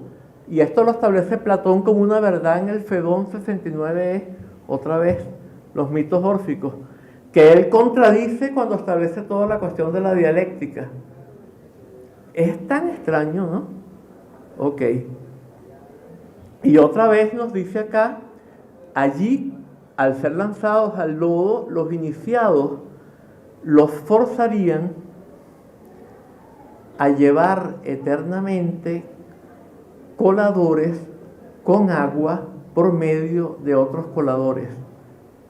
Es que desde que llegué a Ciudad yo he estado teniendo una cantidad de problemitas físicos, y aquí en Ciudad de México me está pasando un poco más, ¿no? Y como hablé un poco rápido, tengo que hablar un poquito más despacio. Ok, entonces los iniciados forzarían a estas almas de los no iniciados a llevar eternamente coladores con agua por medio de otros coladores. O sea, yo tomo agua con un colador y lo echo en otro colador y tengo que estar llevando esta agua pero que se me va a escapar. Es mucho como el suplicio de Sísifo, que está tratando de empujar esta roca al pináculo del infierno y cada vez que la pone allí se le escapa. O sea, es un suplicio infernal. ¿Y por qué se me está castigando? ¿Por qué se nos estaría castigando a todos nosotros que no hemos participado de los misterios órficos? Por el mero hecho de no haber participado de los misterios órficos. Y eso es justificable. Está muy bien que nos torturen en el más allá por una eternidad por el mero hecho de no haber participado de los misterios órficos. Bien. Bueno, aquí tenemos que muchos pitagóricos adoptaron también la antigua visión de la evolución espiritual. Perdón, un momentico.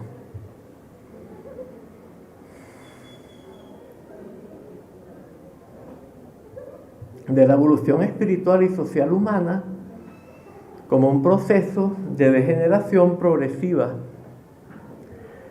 que fue sostenido por las... Si quieres puedes leer todo ese pedacito mientras yo me recupero un poquito. Muchos pitagóricos adoptaron la antigua visión de la evolución espiritual y social humana como proceso de degeneración progresiva sostenida por las tradiciones místicas no dualistas con su fuente en el monte Kailasha, y extendidas por Eurasia, lo que hoy llamamos Asia y Europa, a partir de una perfecta edad de oro sin sentirse obligados a modificarla. ¿Sigo? No, ahora sigo yo, que ya estoy un poquitito mejor. Ok, entonces en el Critias, voy a hablar un poquito más lento, 120e a 121c, Platón cuenta el mito de la degeneración de la Atlántida, ¿no? Que a todas luces refleja esa concepción cíclica y degenerativa de la historia.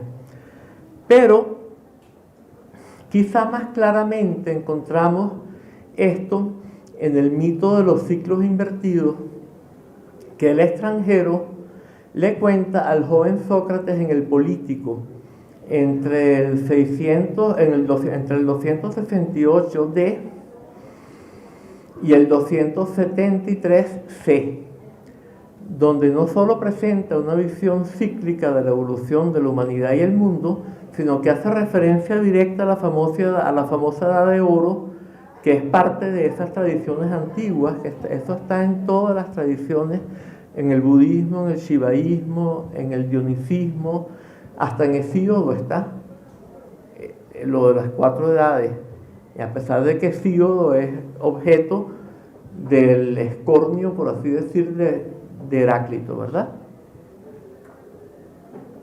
Y dice, recordemos que los estoicos y los cínicos nos dicen que en la Edad de Oro no existía ni la familia en la cual unos seres humanos poseen a otros, los hombres a las mujeres, los padres a los hijos, ni existe tampoco el estado en el cual unos gobiernan sobre otros, ni existe la propiedad, ni existe nada de esto, ¿verdad? Bueno, eso no lo dice Platón, porque esto sería demasiado subversivo para Platón quizás. Pero lo que sí nos dice Platón es en el Político, nos dice que cuando Cronos reinaba sobre la tierra, todo nacía por sí mismo, y esto es igual que en los cínicos y los estoicos, para el uso y el disfrute de los humanos, sin que tuviéramos que trabajar. Y también dice que en ese entonces no había constitución ni posesión de mujeres o niños, que los humanos tenían en profusión los frutos de los árboles y de toda una vegetación generosa, y los recolectaban sin cultivar, en una tierra que los ofrecía por sí misma, y que sin ropas ni camas vivían por lo general al aire libre, pues sus estaciones estaban tan bien temperadas que no podían sufrir por ello. Pero en esta edad precedente los seres humanos nacían de la tierra y no del contacto sexual, y esto viene entonces, ahí está la idea de que la contaminación por lo corpóreo, o sea, la sexualidad es mala. Esto está clarísimo. En cambio, para los cínicos es todo lo contrario. Para la verdadera tradición antigua, al estado de comunión se puede acceder por la unión erótico-mística de los sexos. Es uno de los métodos que utiliza el tantrismo, por ejemplo, y que utilizaban todas las antiguas tradiciones. El dionisismo también, las dionisíacas o las bacanales, que es lo mismo, Baco o Dionisos, ¿verdad?, comprendían este contacto erótico místico, y mediante este contacto erótico místico se accedía al estado de comunión. En cambio, aquí se considera que cuando en la Edad de Oro los seres humanos nacían no del contacto sexual, sino de la tierra, como si fueran frutos. O sea, hay una idea de que todo lo corpóreo es malo, de que lo erótico por ser corpóreo es malo, y las almas se contaminan cuando entran en el cuerpo y conocen a través de los sentidos. Está clarísimo que la filiación órfica de toda la filosofía o de toda la mitología de Platón, ¿verdad? Entonces esto nos revela el carácter antisomático de la visión platónica del mundo, que distorsiona esa interpretación tradicional, ¿verdad? Era justamente por la ausencia del apareamiento sexual que era posible que no se poseyese a las mujeres ni a los niños. Y por lo tanto se justificaba también que una vez que los niños nacían del contacto sexual, entonces sí se los poseyese. Entonces estaba justificado que el hombre poseyese a la mujer y que los padres poseyesen a los niños. Plenamente justificado. Solamente cuando nacíamos de la tierra, como frutos de los árboles, entonces era cuando no estaba justificado. Y era correcto, y ahí vivíamos en la edad de oro. Entonces es imposible revolver a la edad de oro, porque tendríamos que volver al punto en el cual los seres humanos nacen de la tierra como si fueran frutos y no seres humanos. Ok. Y claro, aquí dice que todos podían pasar su tiempo dedicados a la filosofía. Eso no está en los mitos tradicionales, porque la filosofía se hace necesaria una vez que hemos sido corrompidos por el desarrollo de la razón. Entonces necesitamos utilizar a la razón para volver a algo que es la comunión, que es la liberación de todos los conceptos de la razón. Entonces necesitamos el lenguaje para ir más allá del lenguaje. Necesitamos a la razón para ir más allá de la razón. Antes de que estuviéramos contaminados por la razón, no necesitábamos a la filosofía. La filosofía se hace necesaria cuando hemos sido contaminados por la razón. Bien. Entonces, lo que sí coincide es que la civilización fue más corruptora que cultivadora y productora de virtudes y de felicidad, ¿no? Y en este caso, el mal surgió una vez que Dios nos abandonó y se ha ido desarrollando y lo ha ido haciendo hasta que al final del ciclo catastrófico, entonces citamos literalmente, dislocado, el navío naufragará en el océano de la disimilitud, ¿no? Porque el Dios organizador, que es el demiurgo, nos ha abandonado. ¿Ah? ¿Perdón? Ya casi hay que acabar. Sí, bueno, entonces podemos acabar y comenzar con las preguntas porque nos queda solo un cuartito de hora hasta que tenemos que abandonar el salón, y a mí me va muy bien porque también estoy bastante mareado. Entonces démosle paso a las preguntas. Entonces tengo un montón de dudas con todo lo que acaba de expresar, porque realmente,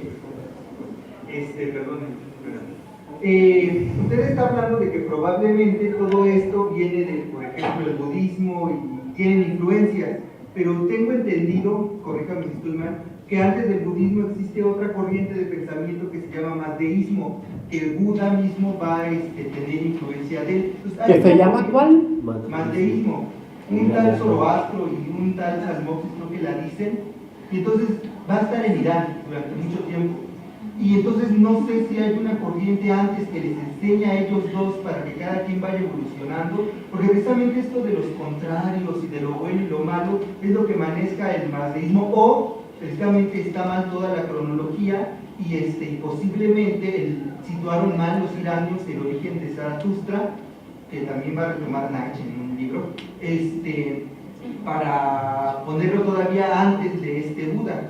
Y lo otro es, si usted está diciendo que entonces los porfíricos dicen que tiene que siempre haber límites, y por lo tanto son los límites lo correcto y el progreso, entonces cuando ellos empiezan a progresar en exceso, están excediendo esos límites y se están contraviniendo a sí mismos por no tener límites. Y lo otro es, si Platón dice que la corrupción viene del cuerpo y por lo tanto de ahí viene la sexualidad, y es malo contradecirse a sí mismo, entonces ahora ser corruptos, contradecir esa sexualidad es contradecirse y entonces ir en contra de uno mismo, y la filosofía fruto del pensamiento también es una corrupción para combatir esa misma corrupción. Y todo está en la mente, todo lo que recibimos a través de la mente. Entonces, por ejemplo, yo no puedo estar seguro de la existencia de él porque no puedo estar ni entrar en su mente. Entonces puedo estar más seguro de lo que estoy pensando y de mis sueños, o sea, que del dolor de él o de un Ok, aguántate un momentito porque va demasiado largo. Vamos a comenzar por el principio, ¿verdad? Se ha hablado del tiempo axial porque Heráclito, el Buda Shakyamuni, Zoroastro, Confucio, Lao Tse, Pitágoras son contemporáneos. Entonces no puedes decir que, por ejemplo, el mazdeísmo vino antes y el Buda se rebeló en contra del mazdeísmo. El mazdeísmo surgió en Persia, el budismo surgió en la India. Entonces, y al mismo tiempo, más o menos, no exactamente, pero más o menos, para empezar, son contemporáneos. ¿Qué había en la India antes del budismo? No el mazdeísmo. El mazdeísmo surgió, primero que nada, había una religión en Persia antes del mazdeísmo.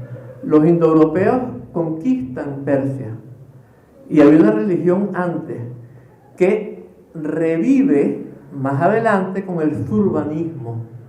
Y esta religión es la religión, viene siendo lo mismo que el shivaísmo de la India, que era lo que había en la India antes del Buda, Shakyamuni. Y es lo mismo que el dionisismo de Grecia. El proto-zurbanismo persa sería anterior a este mazdeísmo dualista del que tú estás haciendo referencia. O sea que ahí está todo invertido, el orden temporal del asunto lo tienes cambiado.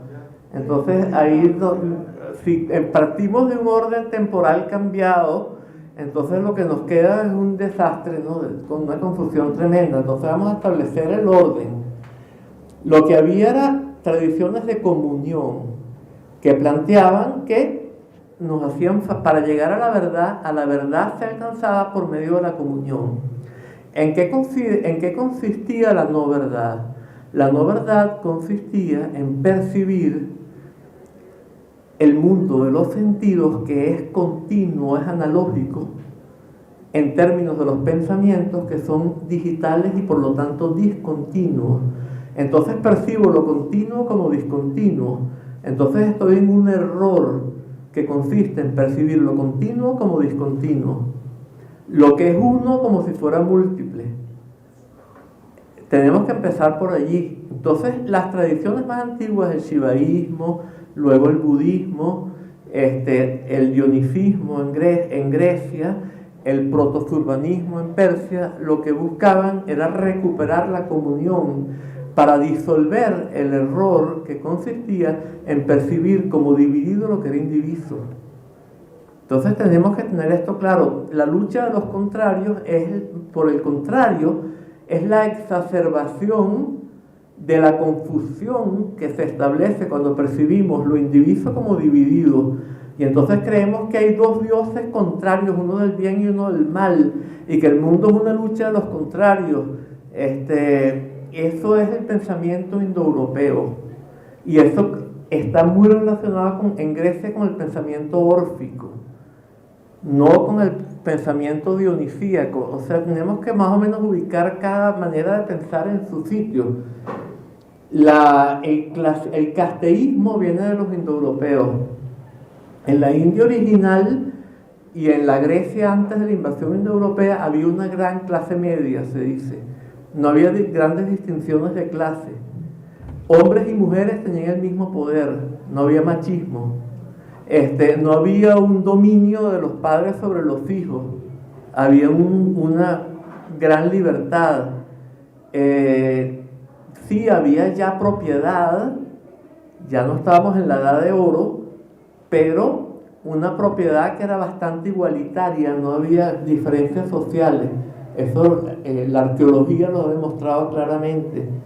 Ni encontramos que se privilegiaba a los hombres por encima de las mujeres, ni encontramos que hay unos riquísimos y unos pobrísimos. Hay una más o menos igualdad. No había armas, o sea, ahí no se encuentran armas, ni en la civilización minoica, ni menos aún todavía en la civilización dravidiana, o jarrapiano-dravidiana. Jarrapa y Mohenjo-Daro, las grandes dos ciudades del Valle del Indus en la India, ahí no hay armas. Ya va un momentito. que se me volvió a... En Elam, que también era una civilización que estaba conectada a lo mismo. Entonces todo esto empieza a desarrollarse cuando unos pueblos se vuelven violentos y empiezan a conquistar a otros. Y ahí también es cuando la sexualidad se vuelve mala y viene la idea de que el cuerpo es malo. ¿De dónde viene esto? ¿Por qué se vuelve mala la sexualidad? Porque cuando unos pueblos empiezan a conquistar a otros, matan a los hombres y luego violan a las mujeres de esos pueblos conquistados. Y entonces se asocia el hecho de haber estado matando y todo el derrame de sangre y toda esa maldad que hubo allí, se asocia con la sexualidad que viene después y las mujeres llorando y los hombres violándolas. O sea, entonces evidentemente que ahí surge, de ahí viene el hecho de que la sexualidad se vuelve pecaminosa. Mientras que antes era un medio de celebración que permitía incluso acceder al estado de comunión y que mantenía la especie. Era algo totalmente contrario.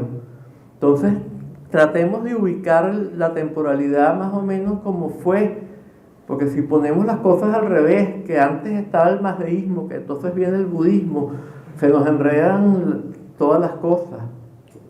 Maestro, ¿qué ejercicio nos puede sugerir para encontrar esa completud de nuestra vida?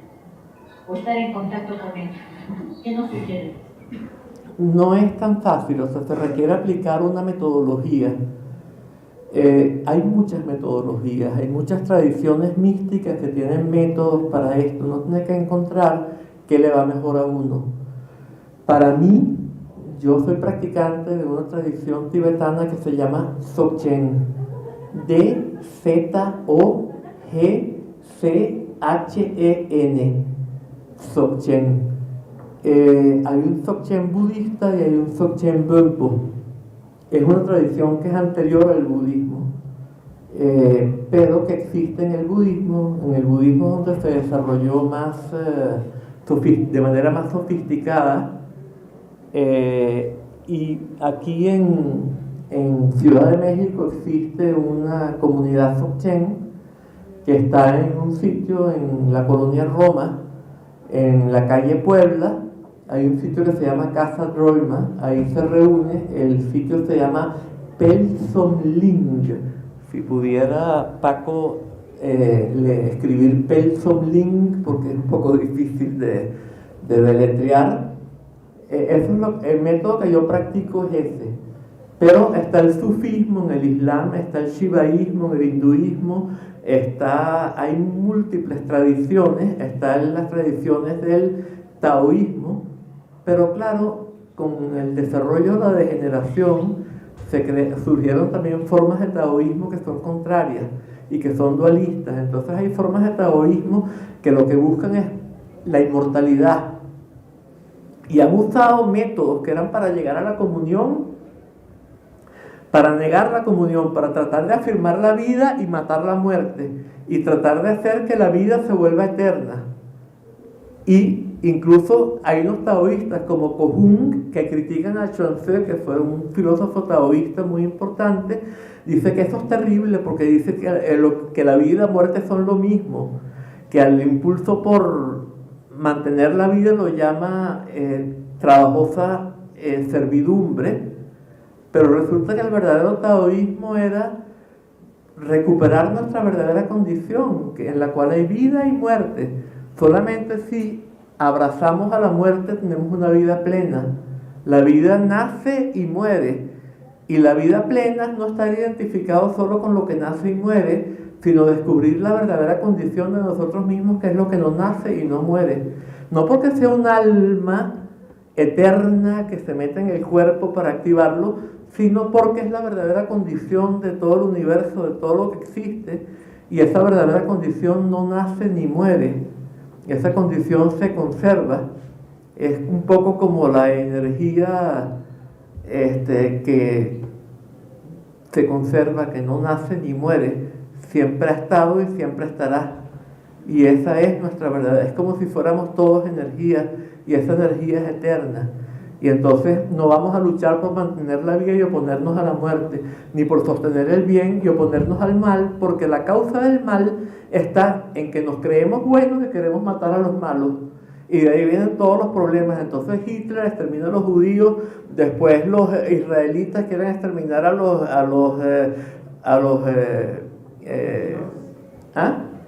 palestinos, etcétera. O sea, es toda una dinámica, identificándonos con el bien y tratando de destruir el mal, surge el mal peor. Lo comentamos más. Exactamente. Entonces, no oponiéndonos al mal por el bien, es que obtenemos el bien con mayúsculas, que es el bien que no se opone al mal y que surge por estar en el Tao, por estar en la comunión, por estar en la vivencia de la verdadera condición. Si el universo entero es mi propio cuerpo, yo no puedo querer explotar a nadie, ni destruir a nadie, ni dañar a nadie, ni dominar un sexo al otro, ni los mayores a los menores, ni los gobernantes a los gobernados, ni los ricos a los pobres, ni los explotadores a los explotados. No, todo lo contrario. Entonces, de eso lo que surge es una gran igualdad. O sea, cuando los seres humanos tenían acceso al estado de comunión, todo era igualitario. Las divisiones surgieron cuando perdimos acceso al estado de comunión y nos identificamos cada vez más con la parte, con el sentirnos como un ente separado. Entonces, claro, yo quiero mi propio bien a costa del mal de los demás, no me importa. Y me voy haciendo cada vez más egoísta y cada vez voy dañándolo todo, y entonces llega un momento en que me siento contrario a la naturaleza. Y entonces quiero dominar a la naturaleza y explotarla. Entonces surge el proyecto moderno, que hay dos grandes pensadores que lo enuncian. Renato Descartes, que dice que el hombre tiene que ser el amo y señor de la naturaleza. Basado en eso viene del libro del Génesis, ya casi que esas palabras idénticas, ¿no? Y se nos acabó el tiempo. Ok, la última cosita. Y Francis Bacon, que dice, en El nacimiento masculino del tiempo, dice: he venido en verdad a vosotros con el fin de realizar mi único deseo terrenal, que es el de extender el dominio del hombre sobre el universo a sus fronteras prometidas, por ejemplo, ¿no? Con esto se nos acabó el tiempo y tenemos que terminar. Si quieren... Si quieres que la pregunta tuya la podemos hacer afuera, porque... Dos preguntas más rápidamente. Sí, la podemos Pregunta rápido y ya. de 2 minutos. Ok. Bueno, es que ustedes estaban comentando acerca de las diferentes tradiciones, una de la que se habla de la unidad. Perdón, habla más clarito que no te... Que ustedes estaban comentando acerca de estas dos tradiciones, una de la que se habla acerca de la unidad. Ajá. Y otra de la que se habla más bien acerca, por ejemplo, de dualidades.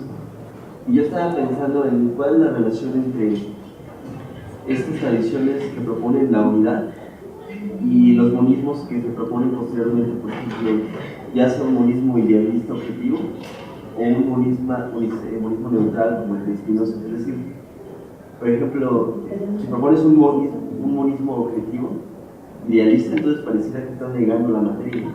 Entonces ya no estás aceptando a ambos lados. Pero si propones un monismo neutral, entonces ya aceptas que tanto la materia como la idea se manifiesta. Entonces, ¿en qué está más cercano? ¿Qué monismo está más cercano? Sí, mira, por ejemplo, Spinoza, el monismo de Spinoza estaría bastante cerca de este monismo. Monismo no, yo prefiero decir no dualismo, porque si tú afirmas lo uno, ¿verdad? Lo uno se define como uno por relación a lo dual o a lo múltiple. Y entonces ya estamos en un dualismo entre el monismo y el pluralismo, o entre el monismo y el dualismo. Es muy sutil la cosa, pero bueno, el de Spinoza se acercaría, excepto en que los modos de conocimiento, él plantea 4 en el Tractatum y 3 en la Ética, o al revés, ya ahorita se me enredó la cosa.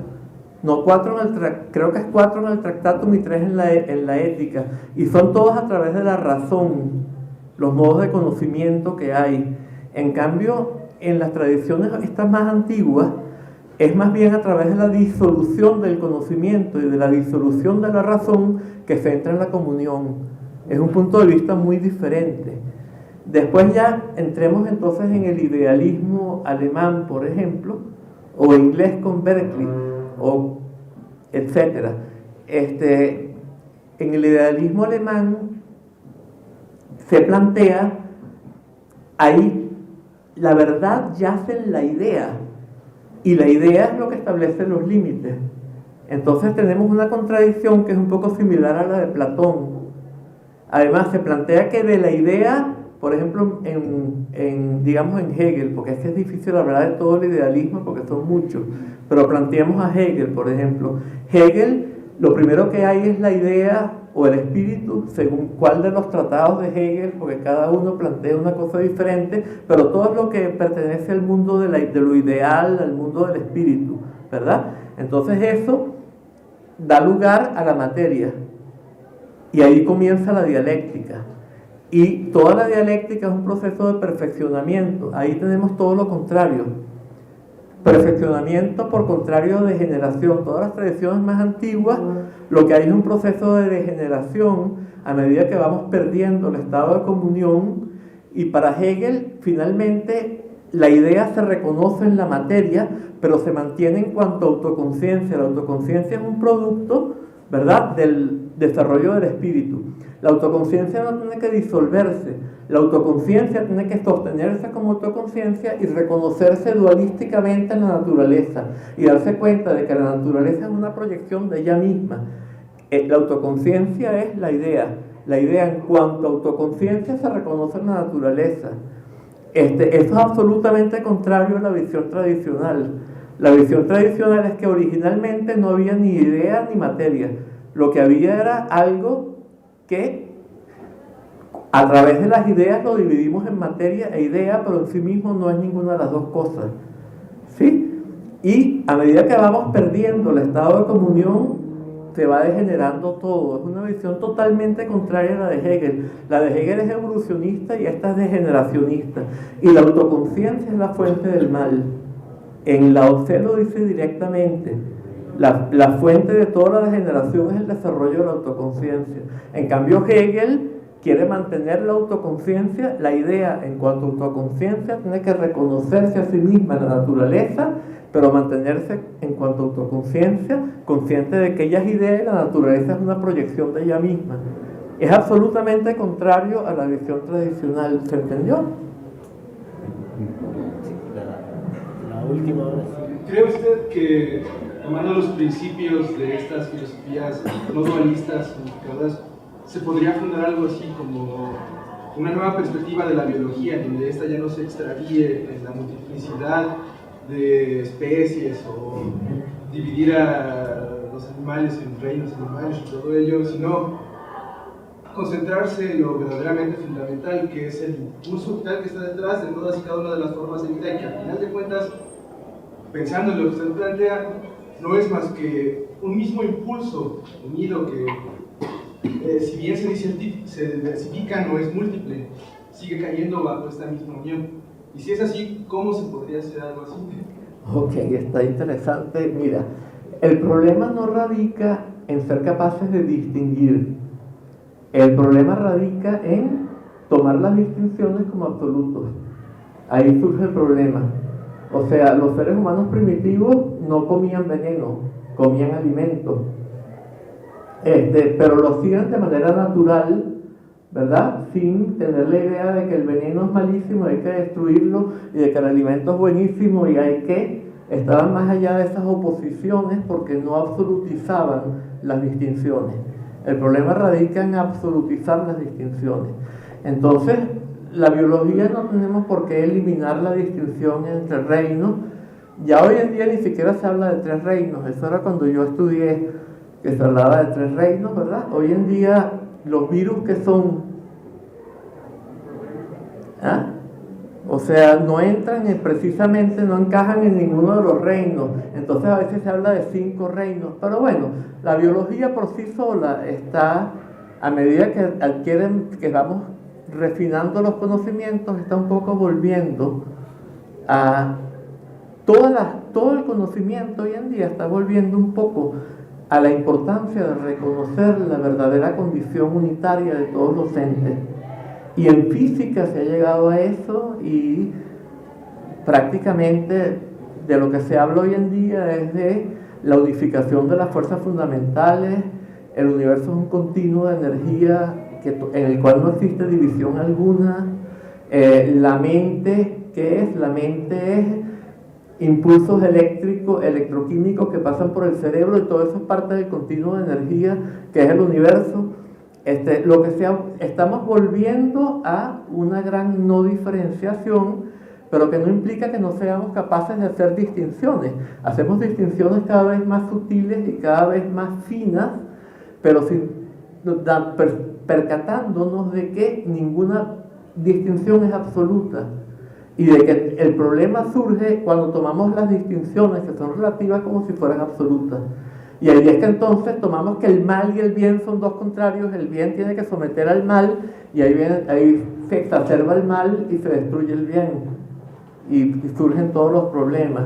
Entonces ya de por sí las ciencias están tendiendo un poco a una visión que reconoce la unidad de todas las cosas, y eso está pasando en biología, está pasando en física más que nada, está pasando en todas las ciencias. Y también en filosofía, claro, pasan muchas cosas. En filosofía pasan muchas cosas porque la filosofía da para mucho. Pero, bueno, yo creo que se nos enreda mucho si empezamos a hablar de todos los distintos sistemas filosóficos que hay ahorita, ¿no? Ya verdaderamente que son las 2, y me habían dicho que termináramos a 10 para las 2. Yo creo que aquí sí. Si alguien quiere seguir hablando, ya podemos seguir afuera, ¿no? Pueden bajar más del como el 90% de sus trabajos de Elías aquí en esta página, gratuitos. Y bueno, si quieren que les pase la presentación de la charla anterior y la de ahorita, pues ahorita me pasan su correo y yo se los mando. Sí, también, bueno, ya que estamos diciendo esto, también hay muchas charlas mías en YouTube, incluyendo la anterior acá, está en YouTube. Entonces, si quieren profundizar un poco más sobre las dionisíaco-budistas en Grecia y todo esto está en YouTube. Y también hay muchas otras charlas sobre psicología, sobre budismo, sobre Dzogchen, hay bastantes sobre mindfulness, sobre esto, sobre aquello. Yo me he dedicado a grabar todo lo que hago y a ponerlo todo en YouTube. Entonces, pues, y en mi página web, todo lo que no tiene copyright de una editorial, que si lo pongo en mi página web me demandan, eso no lo puedo hacer, pero todo lo que no tiene los copyright de una editorial comercial está asequible allí también. Bueno, gracias.